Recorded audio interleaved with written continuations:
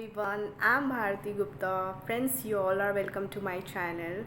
Friends, our today's topic is MSME. I will tell you about the MSME concept. You know what? MSME stands for Micro, Small, Medium Enterprise, and there is a separate act for the MSME, that is Micro, Small, Medium Enterprise Development Act 2006. And our today's topic is mainly on this topic because you know that few days back our finance minister Nirmala Sitaram has launched one scheme, that is Atmanirbhar Bharat scheme, and under that scheme the definition of MSME has been changed. Earlier it was something different, but now it has changed, and the new definition covers lots of enterprises, so you can take the benefit of such. And you know friends, what there are various benefits of registration under the MSME Act. Not the few, we can say that lots of benefits government provide for those enterprises who are registered under the MSME Act. And few of the benefits I will tell you about that. You know what, if you will register under the MSME Act, then you will get the tax benefit. Under the taxation you will get lots of rebate. Apart from that, you will also get the concession on electricity bill. And not only this, apart from that, you can also get a easily loan from the bank, and interest rate of that loan will be also less in compared to the other loan that you generally take from the bank. If you will show your MSME registration certificate there, then they will provide you the loan, and also the interest rate whatever they will charge, that will be less in compared to the normal one. Not only this, you will also get the benefit of delayed payment. There is a one norms that few days back was launched, and the norms that is related to the payment related to MSME. Suppose that you are MSME registered enterprise and you have given anything to the buyer on credit, then that buyer have to return that payment within the period of 45 days. And this is the norms that is launched by the government, and if that buyer fails to provide that amount or payment within the 45 days, then you are liable to take the interest on that. So that buyer will be liable to provide the interest on delayed payment. Not only this, you will also get the benefit of patent registration. You will get some concession on that. Patent registration is there. Apart from the patent registration, if you have applied for ISO certification, and whatever the expenses that have been incurred by you, सो आप क्या है वहाँ से reimbursement उसके लिए भी ले सकते हैं. अगर आप अपना जो MSME रजिस्ट्रेशन का सर्टिफिकेट शो करेंगे तो आपको वहाँ भी ईज़ली रिम्बर्समेंट मिल सकता है. इसके अलावा और भी बहुत सारे बेनिफिट्स हैं जो कि MSME इंटरप्राइज को मिलते हैं. तो आई थिंक सो कि अभी गवर्नमेंट ने जो इसका जो लिमिट है वो काफ़ी बढ़ा दिया है.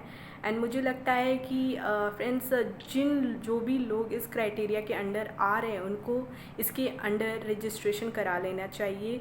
सो मेरा ये वीडियो बेसिकली वही है कि क्या डेफिनेशन ऑलरेडी पहले था और क्या अभी उसमें चेंजेस हुए हैं, what are the revised limit that is provided by the government. So just check out and find out you are falling under this limit or not. And if you are falling, then it's better कि आप भी MSME के अंदर registration कराएं और उनका benefits उठाएं. इतना ही नहीं, उसके अलावा बहुत सारे बेनिफिट्स और भी प्रोवाइडेड हैं जो आप इजीली चेक आउट कर सकते हो ऑनलाइन कि क्या क्या उनके बेनिफिट्स हैं.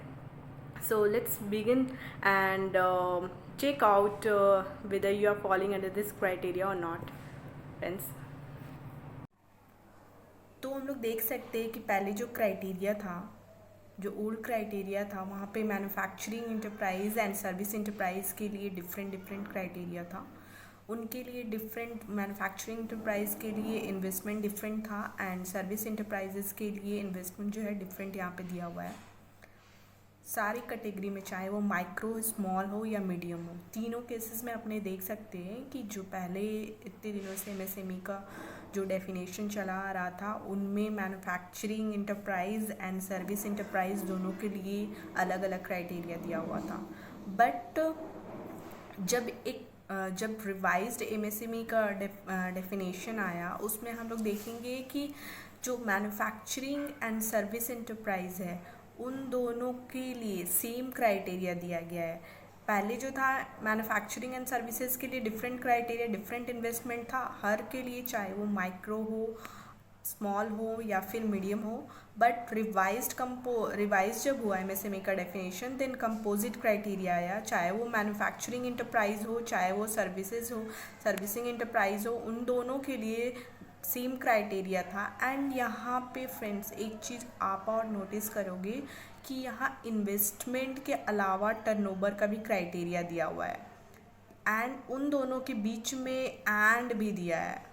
इनका डेफिनेशन ऐसे चेंज हुआ कि जो भी अगर मैन्युफैक्चरिंग या सर्विस इंटरप्राइज है एंड उनका इन्वेस्टमेंट प्लांट मशीनरी या फिर इक्विपमेंट में does not exceed 1 crore. See friends, यहाँ पे 1 करोड़ का क्राइटेरिया दिया हुआ है, अप टू 1 करोड़ होना चाहिए, एंड टर्नओवर जो है अप टू 5 करोड़ होना चाहिए। यहाँ आपने दोनों क्राइटेरिया देखेंगे, इन्वेस्टमेंट के साथ यहाँ पे एंड बोला हुआ है, तो एंड के हिसाब से अपने को दोनों क्राइटेरिया देखना होगा, इन्वेस्टमेंट भी देखना होगा एंड टर्नओवर भी देखना होगा।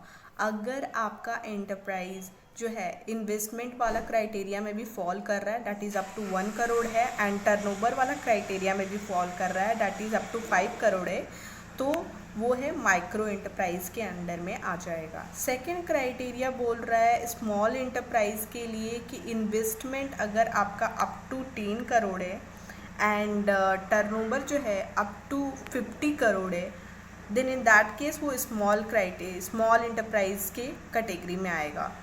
एंड जो मीडियम एंटरप्राइज के लिए दिया हुआ है, वो इन्वेस्टमेंट दिया है 20 करोड़ एंड आपका टर्नओवर दिया है अप टू 100 करोड़। बट एक चीज़ और यहाँ पे नोटिस करने वाली बात है फ्रेंड्स, दैट आत्मनिर्भर स्कीम के अंडर में जब अनाउंसमेंट हुआ था ना, तो मीडियम का जो डेफिनेशन था इन्वेस्टमेंट एंड टर्नओवर का 20 करोड़ एंड 100 करोड़ था। बट बाद में एक नोटिफिकेशन आया, इस नोटिफिकेशन के थ्रू इस इन्वेस्टमेंट एंड टर्नओवर के लिमिट को और बढ़ा दिया गया, और अपडेटेड एमएसएमई डेफिनेशन में क्या किया गया है कि इन्वेस्टमेंट अप टू 20 करोड़ से बढ़ा के मीडियम का 50 करोड़ कर दिया गया है, एंड टर्नओवर जो है वो 100 करोड़ से बढ़ा के 250 करोड़ कर दिया गया है। तो इसमें और भी बहुत सारे इंटरप्राइजेज कवर्ड हो जाएंगे। तो अपने बोल सकते हैं कि गवर्नमेंट ने बहुत ही अच्छा स्टेप लिया, ये एमएसएमई का डेफिनेशन का क्राइटेरिया एक तो सेम कर दिया है, नो कन्फ्यूज़न फॉर एनीबडी, चाहे वो मैन्युफैक्चरिंग हो या सर्विस एंटरप्राइज हो, सबके लिए एक ही क्राइटेरिया है। एंड सेकेंड ऑफ ऑल, इसके अलावा ये जो लिमिट है बहुत ज़्यादा बढ़ा दिया गया है ताकि बहुत सारे लोग इससे बेनिफिट उठा सके। सो बेसिकली यहाँ पे यही चेंजेज हुआ है। एंड इसके अलावा इस नोटिफिकेशन में ये भी बोला गया है, नोटिफिकेशन एक्चुअली आया था आपका 1 जून 2020 को, एंड इसमें बोला गया है कि ये इफ़ेक्टिव होगा फ्रॉम 1 जुलाई 2020। 1 जुलाई 2020 से जितने भी लोग हैं इस कैटेगरी में अगर आ रहे हैं, चाहे वो इंडिविजुअल हो, फर्म हो या फिर कंपनी हो, अगर आप इस कैटेगरी में आ रहे हो, आपका अगर इन्वेस्टमेंट लिमिट एंड टर्नओवर इसके अंडर आ रहा है, तो आप चाहो तो एमएसएमई में रजिस्टर्ड करा सकते हो, क्योंकि ऑब्वियसली इसके बहुत सारे बेनिफिट्स हैं। And one thing also I would like to say that it only cover the manufacturing and services enterprise, not covering any traders. तो ये आप ध्यान रखिएगा, अगर आप ट्रेडर्स हैं then you will be not covered under this. If you are manufacturing anything, if you are dealing with the services, then only you can registered under this MSME criteria, otherwise आप इसके under registered नहीं करवा सकते। यहाँ पे enterprise का name बोला गया है, enterprise cover everything like company हो, फर्म हो या फिर इंडिविजुअल भी हो। आप अगर आप मैन्युफैक्चरिंग कर रहे हैं या फिर सर्विस प्रोवाइडिंग में इंगेज्ड हैं, देन आप इसके अंदर रजिस्टर्ड करा सकते हैं। एंड आई थिंक ये बहुत ही अच्छा स्टेप लिया गया है गवर्नमेंट के थ्रू। इसके बहुत सारे बेनिफिट्स तो आप सुन ही चुके हो, कितने सारे बेनिफिट्स है। आप इस सो much friends for watching my complete video, and I hope you like this knowledge whatever I am providing through my videos. And if you liking it, then please subscribe my channel so that in future I can come with more videos for you. Thank you so much.